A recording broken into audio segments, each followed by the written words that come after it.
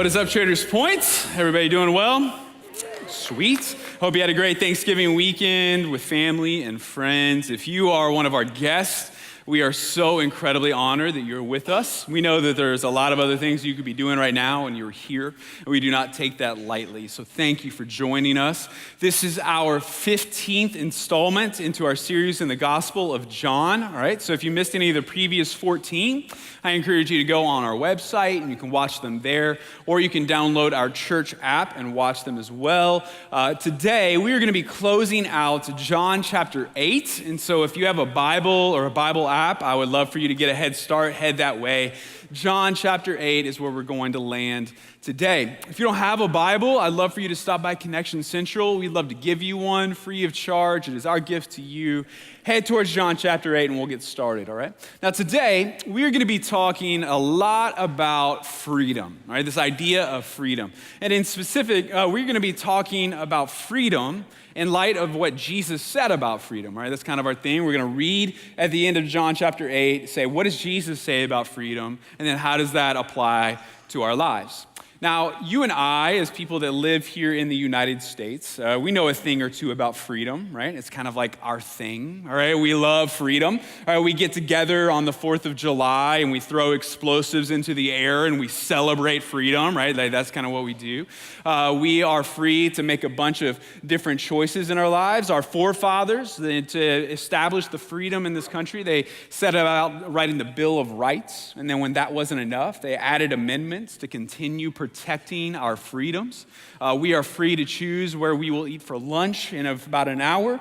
We are free to choose what is on our Netflix queue. All right, we are free to wake up stupid early the day after Thanksgiving and go shopping. All right, like any Black Friday shoppers here, you can raise your hand. You're free to do so. All right, like there's so much freedom. In fact, we are so free in this country that we are free to drop the first letter from our country's name and just call it America, all right? Like, that's what we do because we are free to sound like a redneck, all right? Like, we're just free to do all kinds of things. And in our country, it's kind of like our deal, and we want to ensure that no one steps on our freedom, no one infringes on our rights, and when that starts happening, we get real protective because we want to be able to do what we want, when we want, no questions asked. And that's kind of like the goal, is to be able to live a life to where I get to do what I want, whenever I want to do it, and no one bothers me. And in fact, that's kind of become our definition of freedom, is the ability to do what I want, when I want. And we're going to watch as Jesus explains what true freedom really looks like in John chapter 8. And as usually the case, Jesus has a different understanding than we do. So we're going to see how he explains it, look at our definition of freedom, and then we're going to have a choice to make. Which one do we buy into, right? John chapter 8, begin with me here in verses 31 and 32. If you'll remember from last week, Jesus was speaking to this group of people, and he made the claim, he said, I am the light of the world, right? I am the light of the world. I am the hope of the world. I am the purpose of all of this. He's talking to these people. And in verse 30, it says that some were becoming convinced. Some were buying into what Jesus was saying, what he was putting out there. And so Jesus addresses those people here in verse 31, and look what he says to them. He said, so Jesus said to the Jews who had believed him, if you abide in my word, you are truly my disciples, and you will know the truth, and the truth will set you free.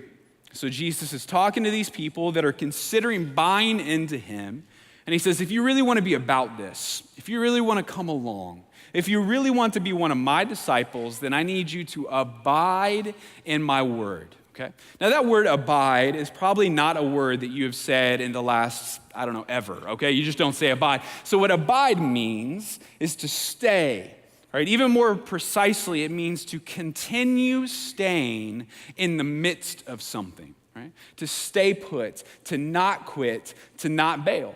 And so Jesus is looking at them, and he's saying, if you really want to be my disciple, then I want you to continue staying in the midst of my word. I don't want you to quit. How many of you have ever encountered a quitter in your life, right? Just someone that quits, all right? Yeah, like tons of you may be with them, I don't know. And so many of us have experienced someone that just bails when it gets hard. Growing up, I was a brother to two younger sisters. And so the summers got really boring for me. And every once in a while, I would coerce one of them to come out and play basketball or kickball with me. And I could always count on one thing, all right? There would be this moment in the game where I would get up like 5 to 10 points on them, because, I was a lot better than my little sisters at sports. And so I would be up, and no matter what we were playing to, as soon as I got up about 5 points, my sister would just quit, right? She would just quit the game. She would bail, right? If we were playing to 21, if it was 6-0, she just quit, right? She was the opposite of an abider, all right? As soon as it got hard, she was out.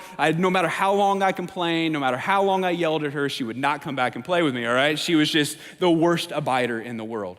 And so what Jesus is saying here, he's looking these people in the eye, and he's saying, look, in fact, there are a lot of you that are following me for different reasons. Just like today, there are a bunch of people that follow Jesus for different reasons. There were some people that were there for the spectacle of it all. They loved seeing the miracles, and they kind of liked the show. Some of them were in it for the occasional free lunch when Jesus would get some fish and some bread and blow it up, right? They were there for that. There were some people that were there because they had never heard anybody teach like Jesus had before. There were all kinds of motivations for people watching Jesus, following him. And so he looks them in the eye, and we can't miss this, looks us in the eye. It says, if you really want to be about this, then I'm asking you to continue staying in my word. So the point is this, is that the goal, the point of this whole faith thing is not to just say we're Christians, but it's to stay a Christian. And those are two very different things. You see, Jesus not then, nor even now, was he ever looking for us to just assume the category of Christian, right? To just put that label on myself, right? He's not saying, hey, all you have to do is just kind of like on your Facebook profile, just say you're a Christian and then you're in, like that's it. And in fact, it's much more than just saying that we're a Christian. Christian is not some piece of who we are, much like where we work or how many kids we have. Christian is the foundation on which everything else is built. And so Jesus is looking at them. He's saying, look, don't just follow me around and say you're a part of what I have going on. I want you to continue staying in my word. But can we all just be somewhat honest today? I'm going to be honest. I've found that it was a whole lot easier to say I was a Christian than it has been to stay one. Right? I mean, throughout my journey, it has been very difficult to stay a Christian. In fact, the easiest it ever was to be a Christian was the very first time I ever publicly professed my faith, right? That was the time where I was at a church and my family was there and they were cheering me on and the church was rooting me on and I received loads of affirmation, right? That was the easiest it ever was just to say I was in. And from there on, it has been a battle. There have been temptations that try to pull me away left and right. That some of the friends that I began this journey with, they've fallen off of the path. And so there are moments where it is a whole lot easier just to say I'm in than it is to abide, than it is to continue staying in his word. And that very well may describe exactly where you are today. That maybe you showed up here and you are on the verge. I mean, you are on the brink. And one more disappointment, one more frustration, one more letdown, and you're just out. Like you're just going to give up because this whole faith thing isn't what you thought it was going to be, and Jesus isn't who he said he was going to be, and you're just about to quit. Like, what is it about this thing that is so hard to continue, so hard to abide? Well, as we watch, Jesus is about to explain that very problem. As we continue reading here in John chapter 8, Jesus is about to lay out for us why it is so hard to stay a Christian. Here we go, verse 33 through 38. Now, he had just told these people, hey, I have some freedom. I want to free you from captivity. And here's their response. They answered him, we are offspring of Abraham and have never been enslaved to anyone. How is it that you say you will become free? Jesus answered them, truly, truly, I say to you, everyone who practices sin is a slave to sin. The slave does not remain in the house forever. The son remains forever. So if the Son sets you free, you will be free indeed. I know that you are offspring of Abraham, yet you seek to kill me because my words find no place in you. I speak of what I have seen with my father, and you do what you have heard from your father. Here's what's happening. Jesus is looking at these people, and he's saying, I have come to set you free. I'm giving you the gift of freedom. And they're looking back at him and saying, we don't need to be freed. I don't know what you're talking about. Like, we are not slaves to anything. What they're experiencing here is a, oh no, he didn't moment, all right? This is when someone gives you a gift that is offensive to you, right? So ladies, imagine this, like Christmas Day comes around and your man gives you your gift and you open it up and it is a brand new diet book without any explanation, all right? Now at this point, you may be asking, are you saying that I need to lose weight? Are you saying that I'm not pretty? Are you saying that I don't love you anymore? Would you rather sleep outside instead of the couch because you lost the couch, all right? Like that would be the logical procession because of the diet book, right? Like that's a terrible, offensive gift. This happens with my wife and I sometimes. Sometimes we'll be sitting somewhere, maybe even like here, and she'll just lean over and give me a stick of gum without any explanation. And I'll just be like, are you saying that I have bad breath? Am I offending you with my halitosis, all right? Like, and then when she refuses to answer me, I'll just breathe in her face, all right? Because I'm a grown-up, all right? That's what I do. I'm offended by your gift. I don't think I need what you're trying to give me, and so I am offended, and that's what's happening here. They're listening to Jesus, and they're like, Jesus, like, we're not slaves. I don't know what you're talking about. Like, we're free citizens of the Roman Empire, and I have a job, and I have a family. Like, you're offering me something that I do not need. And Jesus is looking back at them and again to us and saying, I'm just going to have to disagree with you. You need to be freed. See, Jesus is illuminating a truth that many of us have struggled to accept. You see, our previous assumption in life was that each decision that we make on a daily basis was completely 50-50 as to whether we were going to choose the right thing or the wrong thing. Right? My desires or my wills, that will inform the decision that I make. And on a daily basis, I can either choose the God-honoring holy thing or I can choose the sinful, God-dishonoring thing. But it's completely 50-50. And so some days I can either choose between greed or generosity. I can choose to be encouraging or discouraging. I can choose to be selfish or selfless, right? And each decision that I make is completely 50-50. Maybe it's my mood, maybe it's my circumstance, but as a human being, I'm just as likely to choose the right thing as I am the wrong thing.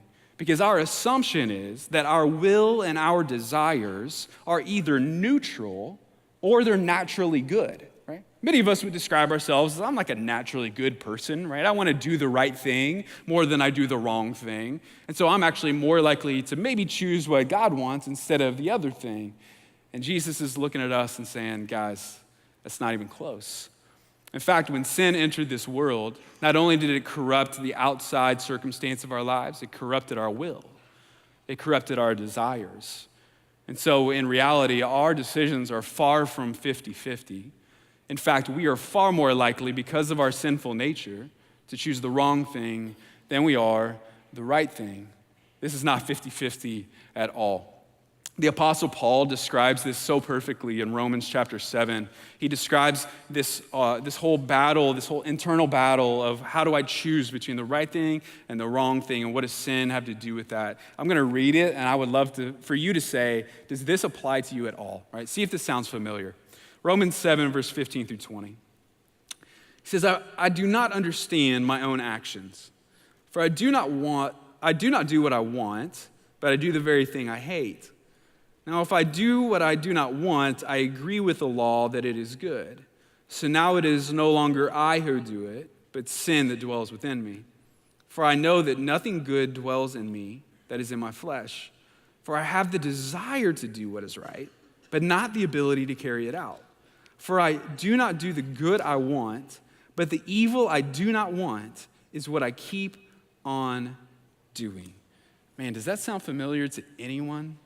I know it defines like my daily life. Like sincerely, if we were sitting down across from the table, I would tell you that I really genuinely want to do the right thing. I do. Like my intentions are always to love my wife the way she deserves and to be generous and to spread the gospel. Like I want to do all of those things. But then there's those moments where life gets real and I fail over and over and over again. And maybe you've been there. And maybe you've done that thing for the millionth time that you promised you wouldn't do anymore. And you even wrote it out and gave it to someone and said, hey, I want you to keep me accountable to not do this thing anymore. And then it happens. And then you look in the mirror with the same shame and disappointment and frustration. Why can I not stop? And what that is what Paul would call the sin that dwells within us. So what Jesus described as the slavery to sin. And maybe for the first time, this is shaking you a little bit. Maybe this is getting a little too real, because it really is this is my daily experience. And is it possible that you're not quite as in control as you thought you were? That maybe this whole slavery thing really is yours. Maybe it's the reason that you keep having the same fights with your spouse over and over and over again.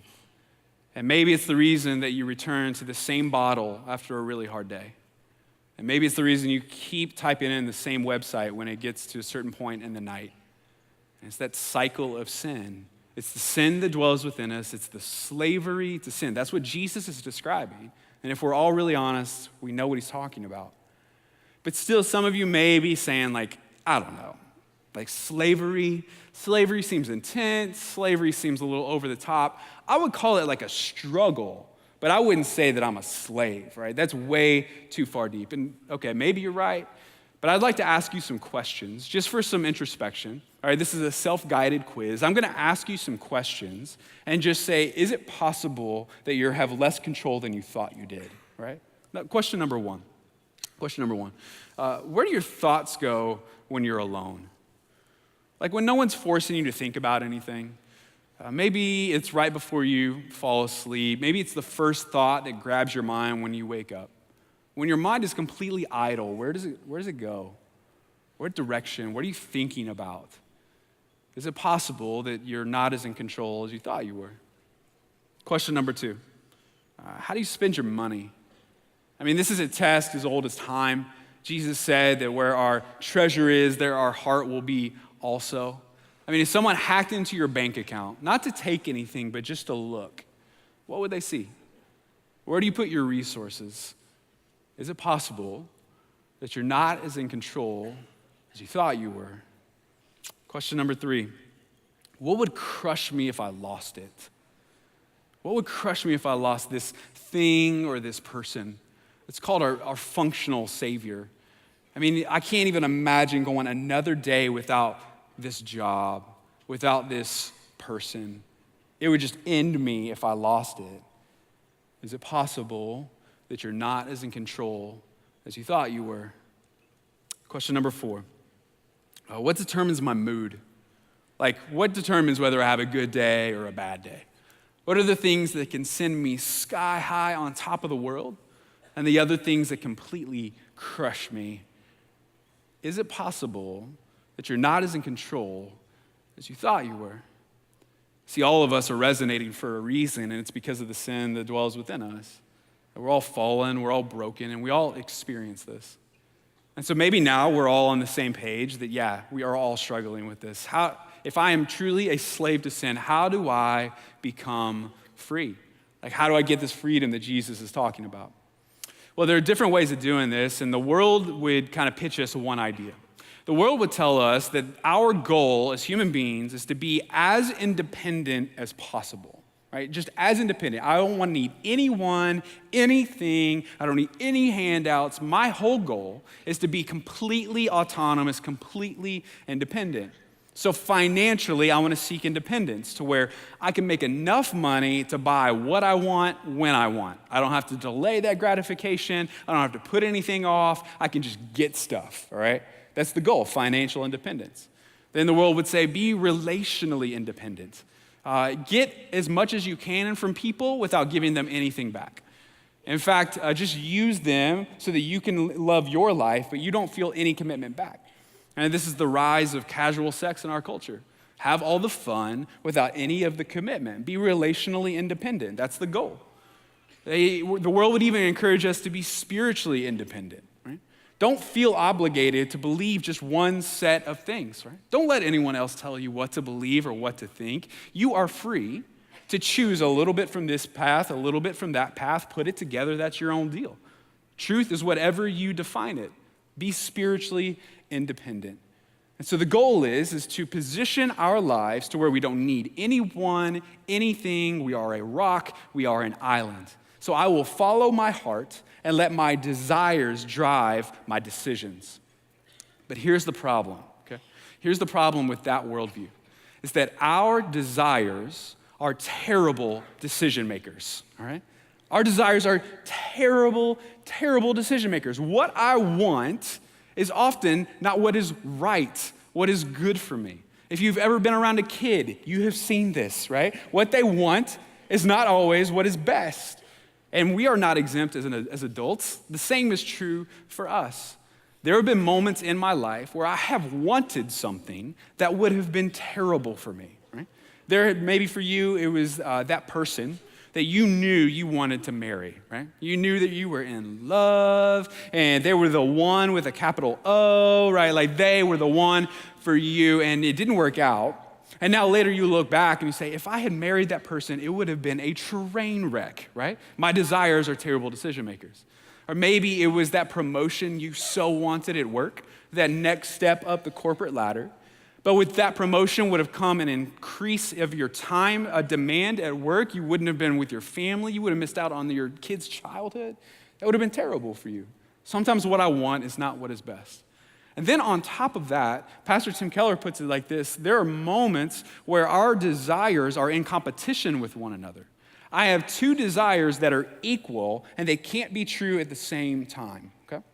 How many of you here would say that you love ice cream, right? Just raise your hand, you love ice cream. I love ice cream, all of us, yeah, fantastic. If you did not raise your hand, I do not understand, all right? Maybe you're lactose intolerant, but it might be worth it, all right? Just think about it, all right? Ice cream is delicious, and my deal is I would love ice cream all day, every meal, right? Like I am team ice cream. And so when my thing is that I love the ice cream with the Reese cups inside, and then what I'll do is I'll get some of the Jif peanut butter and add extra peanut butter because you can't have too much peanut butter, all right? Stir it all up. Now judge me if you must, but your taste buds would agree it's delicious, okay? So I love ice cream, right? That is my desire. I want ice cream all day, every day. How many of you would also have the same desire that I do, that I want to be healthy? All right, anybody raise your hand? Very good. All right, I want to be healthy too, right? So I want to be in shape. I want to be healthy. I want to live a long life. I want to see my kids grow up. Okay, I want both of those. How many of you raised your hand for both? All right, love ice cream, want to be healthy, right? Okay, so here's the deal.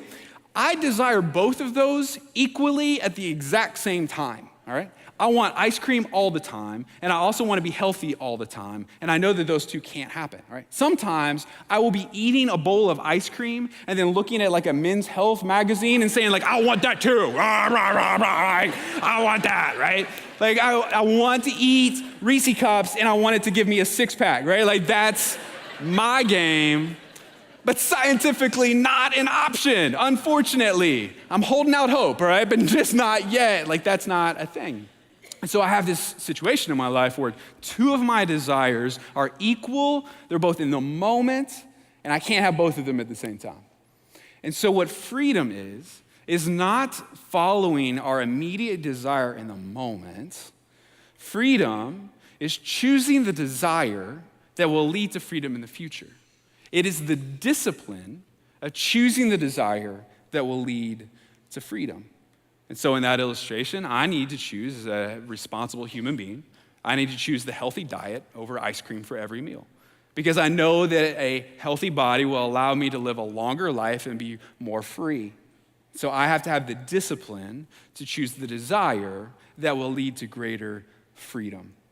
See, this is where some of us are mistaken, is that we're aiming at that completely independent, completely autonomous life to where I can just follow my whims and my desires and let that lead me. Those are my motivations. But in reality, what Jesus is saying, he's saying a completely independent life without any authority over you is just not an option. And so freedom is not living without a master. Freedom is living with the right master. And that's different. The freedom is not this whole life to where I'm in charge, I'm the boss all the time, I'm calling all the shots. Freedom is choosing the right master that has our best interest in mind. So the Bible is very clear That this whole independent life with no strings attached is not an option. We will have a master. The choices are being slaves to sin or being obedient to Jesus. Those are the options. Now, which one's the right master? See, one master is our Father in heaven who loves us. The other master is the father of all lies. And one master is the designer of everything that is good in this world, and the other master is the destroyer of all things good. One master has our best interest in mind, and the other one wants to see us fail over and over and over again. We will have a master. The important part is choosing the right one. And that's what Jesus is trying to communicate to these people that he's talking to in John chapter 8. Saying, look, you need to be freed. You are currently enslaved, and they just can't hear it. They are rejecting the good gift of grace because they can't listen with their ears. Let's find out why. In verse 39, we're going to learn why these people were so convinced that they didn't need freedom. Let's begin. They answered him, Abraham is our father. And Jesus said to them, if you were Abraham's children, you would be doing the works Abraham did. But now you seek to kill me, a man who has told you the truth that I heard from God. This is not what Abraham did. Skip down to verse 43. Why do you not understand what I say? It is because you cannot bear to hear my word. You are of your father the devil, and your will is to do your father's desires. He was a murderer from the beginning and does not stand in the truth, because there is not truth in him. When he lies, he speaks out of his own character. For he is a liar and the father of lies. But because I tell you the truth, you do not believe me. So this would be an example of Jesus not backing off, all right? Here's what he's doing. He's saying, look, you need freedom. They're saying, no, we don't.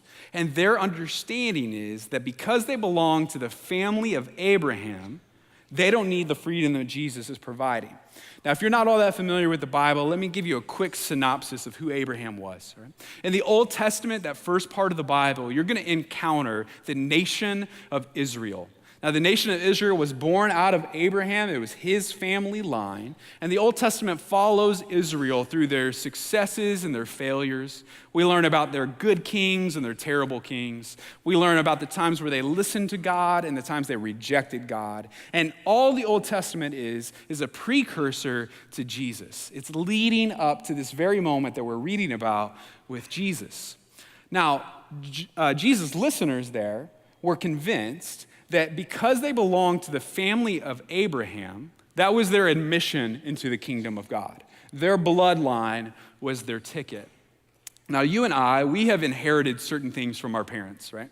Like scientifically speaking, like we inherited our DNA, maybe our height or our hair color, those kind of things are passed down.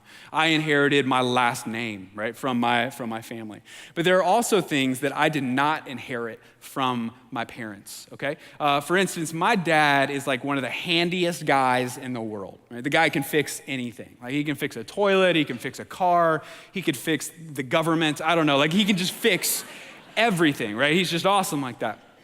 I, on the other hand, am the least handy person that has ever been born, okay? I can't fix a thing. I'm the least helpful friend you will ever have. Like I can barely Google stuff, all right? That's like the extent of my skill set when it comes to fixing things. I did not get that from my dad. I wish I had. I did not. Now, one other thing that I did not inherit from my parents is salvation. Right? Salvation is not a transferable gift. And that was the mistake that Jesus' listeners were making, is they assumed that because they came from a family of faith, they were taken care of. And Jesus is trying to walk them through the fact that they are actually slaves to sin who need freedom, not guaranteed a spot at the table. Now, this is a truth that many of us need to wrestle with today. And this is this. No one is born a Christian. No one. Like in the Bible, it doesn't say that you can just be born into a Christian family and then you are taken care of. In order to become a Christian, it takes a particular individual response to the grace of Jesus. And so let me say this with as much grace and clarity as possible. Just because your parents are Christians does not mean you are. Just because someone in your family is saved does not mean that you are saved automatically. It's not how it works. Salvation is not a family heirloom passed from one generation to the next. Salvation requires a response to the grace of Jesus. If you'll remember in John chapter 3, Jesus is talking to this guy named Nicodemus. And Nicodemus was one of the Jewish teachers. He was well learned in the law. And Jesus said, Nicodemus, in order for you to come into the kingdom of God, you need to be born again. And Nicodemus said, that's super weird. Like, I don't know what that means. And so Jesus explains it, and he says, no, in fact, you have to be born again. Like, your family line is not enough to get you into the kingdom. It requires a personal response. So again, with as much grace, but also as much clarity, because this can be a very dangerous thing, that if today you are assuming that you are taken care of because you were born into what you would call a Christian family, I need you to wake up. That it requires a personal response to the salvation that is offered by Jesus. This is not something that we inherit. And one of the big dangers that the devil would love is for us to get lulled into sleep because of our family history and thinking that will take care of us. It just won't.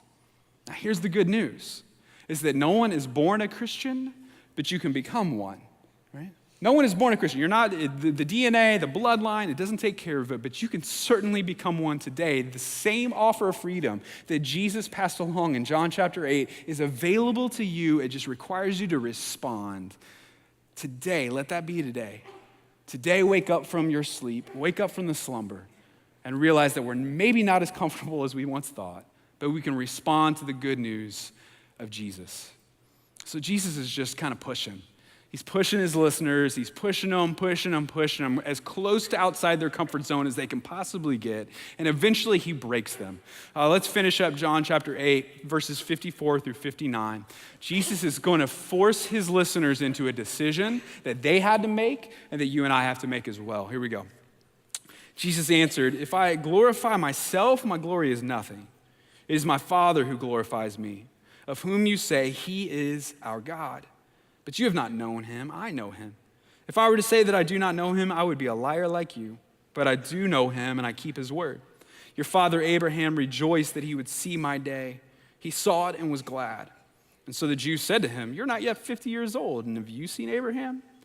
Jesus said to them, "Truly, truly, I say to you, before Abraham was, I am." So they picked up stones to throw at him, but Jesus hid himself and went out of the temple.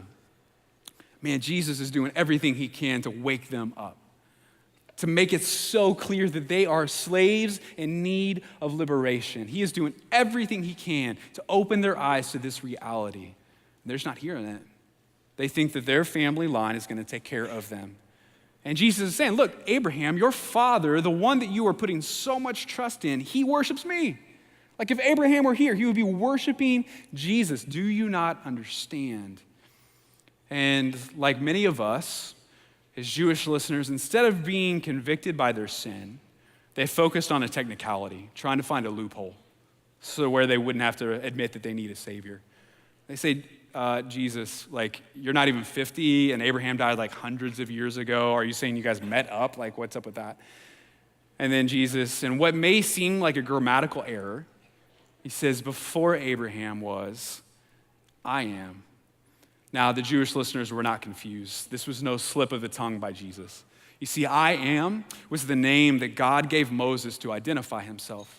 Moses said, hey, how am I going to go represent you without knowing your name? And God says, tell them I am sent you. It was the name that every good Jew knew.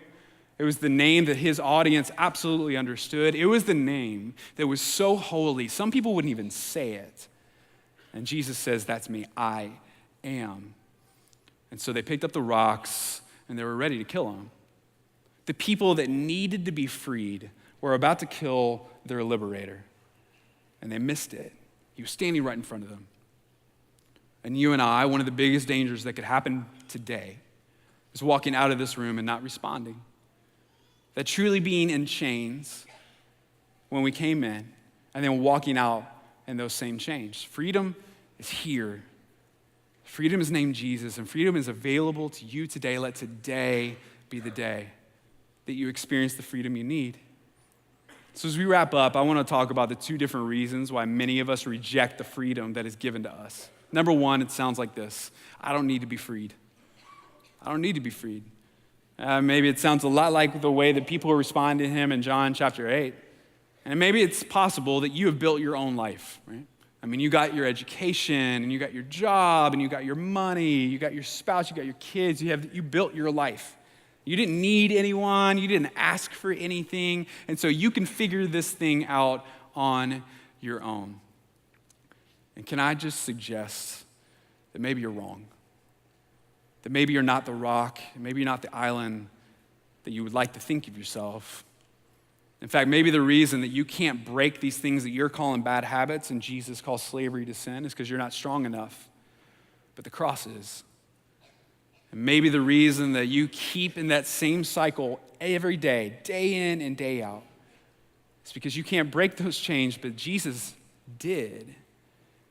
And maybe the reason that you just feel stuck is because you don't have the perspective that you need, but God does. Let today be the day that you receive the freedom you need.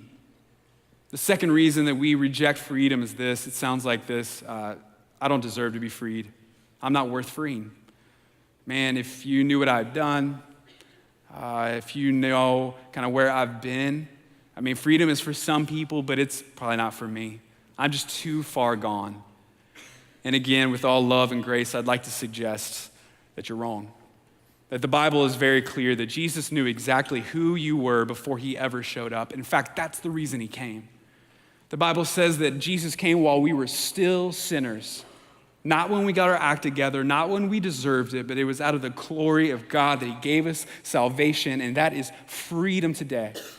You are not too far gone to experience the freedom that you need. Man, right now we're gonna sing this truth. We're gonna sing this song that says, man, sin was strong, but Jesus is stronger. The chains cannot hold him back. The gates of hell are not gonna stop him. Jesus is the one offering you the freedom that you need. Do not leave today without receiving it. We need it. Man, there will be people down front that would love to pray with you, that would love to talk through that. Don't wait till the song is over. We will talk right now. But do not leave in the chains. Jesus is the freedom that we need. We stand and sing this with us.